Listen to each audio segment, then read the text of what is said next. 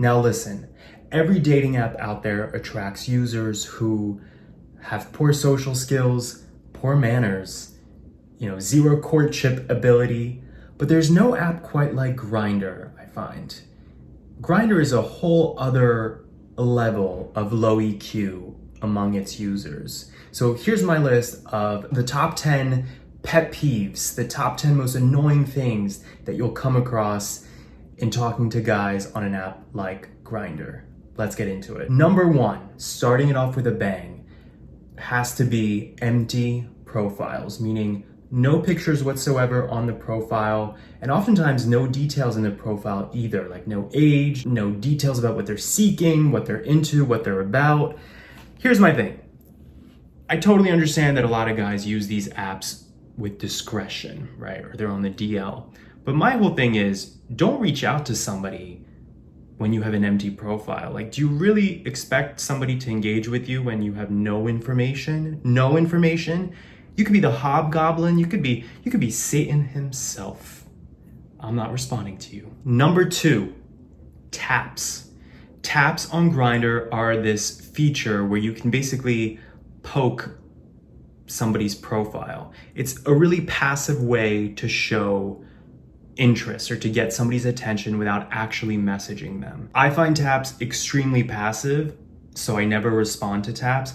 I just assume that if somebody's tapping my profile, they're probably tapping a bunch of profiles at the same time, just hoping for somebody to respond to them and to make the effort to talk to them back.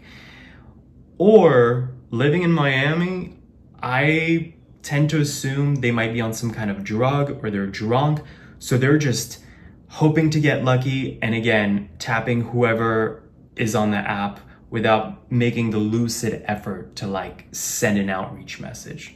So again, you're not hearing from me, sir. Number 3, one-word replies.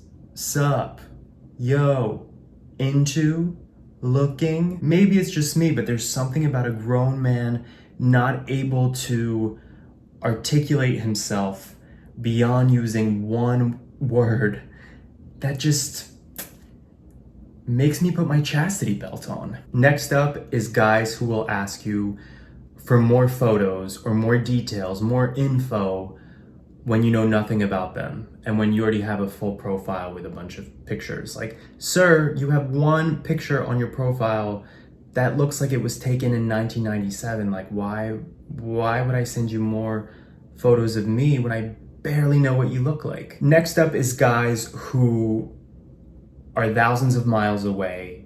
They're not anywhere local or close by. I guess they just want to chat with somebody who's far away. Sir, I don't have time for this kind of tomfoolery. If you're on some remote island in the middle of the Indian Ocean, we're probably never going to get to meet. The Instagram guys, meaning the guys who say, hey, I never check messages on here, DM me on Instagram, or follow me on Instagram for a quicker reply.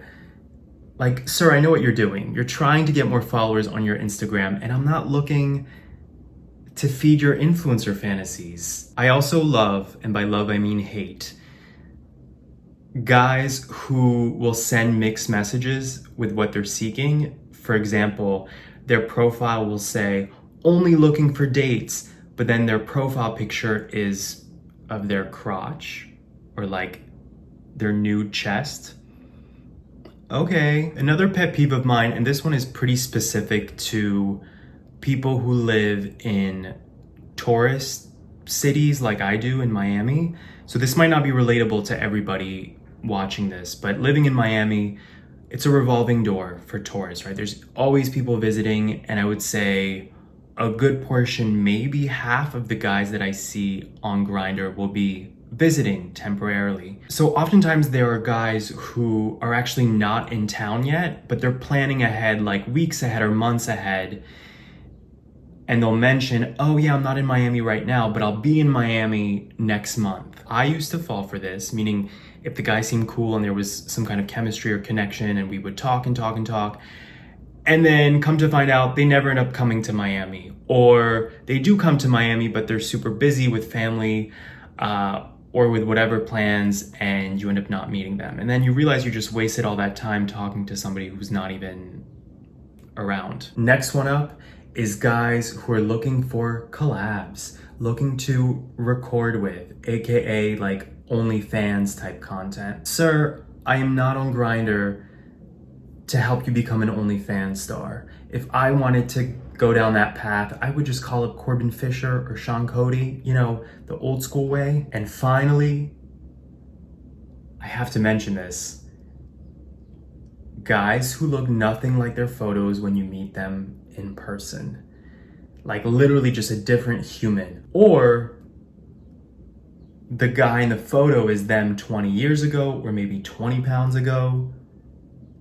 Just be honest, just be transparent. Do you think somebody's not going to realize you're not the same person? Do these pet peeves sound familiar? Tell me in the comments what your biggest pet peeves are on GRINDR. Catch you next time.